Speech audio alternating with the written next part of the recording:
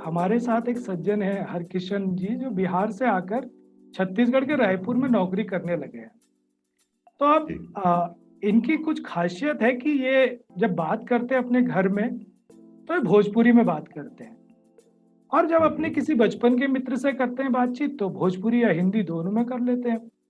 और इधर जी जब रायपुर आए छत्तीसगढ़ में तो बड़ी आसानी से छत्तीसगढ़ में हिंदी में अपने नए मित्रों से बातचीत कर पाते हैं, और दफ्तर का काम ये बड़ी कुशलता से अंग्रेजी या हिंदी में कर लेते हैं। तो जी। अब जो हरकिशन जी हैं, तो आपको क्या लगता है कि ये एक ही भाषा जानते होंगे या बहुभाषी होंगे? है नरेंद्र जी, ये तो आपने बता ही दिया हमें कि ये भोजपुरी भी बोलते हैं, हिंदी जी भी बोलते हैं, जी अंग्रेजी भी बोलते हैं, तो ये बहुभाषी तो हैं। एक से बिल्कुल, अधिक भाषाएं बोलते हैं। एक से अधिक भाषा बोलते हैं। तो ये बहुभाषी होता क्या है, थोड़ा हम इसको जानते हैं। जी राजेश जी, आगे बढ़ते हैं। तो जैसे कि बहुभाषी के लिए हम कहते हैं कि जो व्यक्ति दो या दो से अधिक भाषाओं का प्रयोग कर सकते हैं वो बहुभाषी व्यक्ति होते हैं।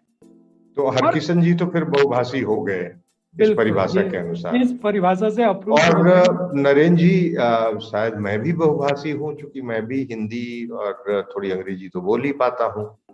जी राजेश जी, बिल्कुल मुझे लगता है कि आप और भी भाषाएं बोल सकते होंगे, क्योंकि आप घूमते रहते हैं पूरे भारत में, तो मुझे उम्मीद है कि आप बोलते होंगे। अ, और मुझे अपने छात्र अध्यापकों से भी उम्मीद है कि वो जरूर एक से ज्यादा या दो से ज्यादा भाषाएं तो किसी न किसी कॉन्टेक्स्ट में जरूर प्रयोग करते होंगे। तो वो भी अगर अपने विचार रखें कि क्या वो बोल सकते हैं या एक ही भाषा जानते हैं, तो जरूर उनका स्वागत है। जी और इसी संदर्भ में बहुभाषिता एक शब्द प्रयोग होता है कि अगर किसी स्थान विशेष में, जैसे हरकिशन जी बिहार से आकर छत्तीसगढ़ में रहने लगे, तो छत्तीसगढ़ में हो सकता है कि महाराष्ट्र, बंगाल और कर्नाटका से लोग आके रह रहे होंगे। तो ये एक ऐसा परिवेश बन जाता है जहां पर एक से ज्यादा भाषाएं बोली जाती हैं लोगों के बीच में, तो वो एक बहुभाषी परिवेश होता है। तो वहां पर बहुभाषिकता का टर्म यूज होता है ऐसी जगहों के लिए।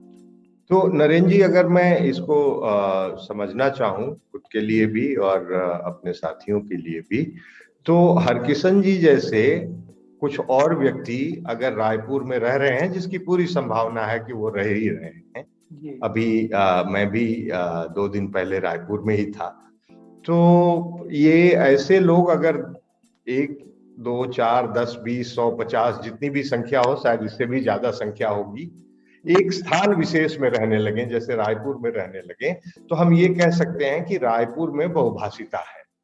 हाँ, क्योंकि वो स्पष्ट हो रहा है राजेश जी, जैसा आप कह रहे हैं कि वो अलग अलग जगहों से आकर फिर अपनी भाषा का वहां पर जरूर बोल रहे होंगे। भाई जो उनके परिवार के लोग होंगे या उनके जो आसपास के लोग होंगे उनसे मिलते हुए, तो वो भाषा वहां पर जरूर प्रयोग हो रही होगी।